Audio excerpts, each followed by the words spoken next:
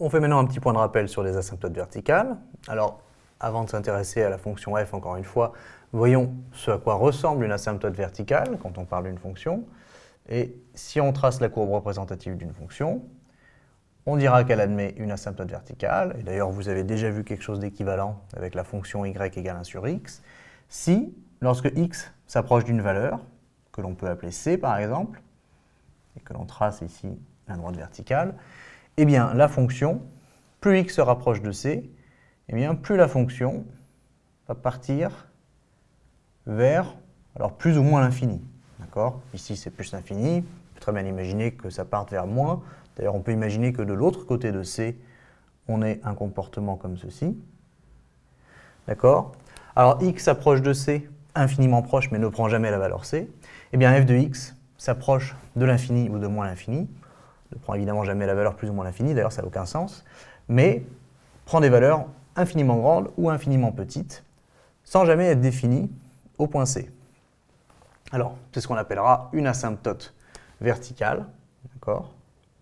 Et la caractérisation d'une asymptote verticale, c'est la limite de f de x, cette fois-ci lorsque x tend vers C, eh bien vaut plus ou moins l'infini. Et là, on dira que l'on a affaire à une asymptote verticale d'équation x égale c. Alors, prenons notre fonction.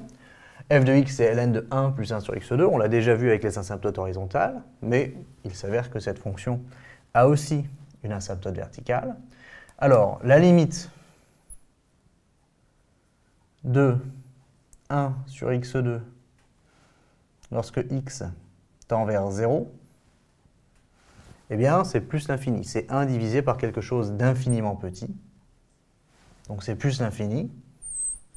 Ce qui veut dire, par somme, que limite de 1 plus 1 sur x2, eh bien, c'est plus l'infini lorsque x tend vers 0.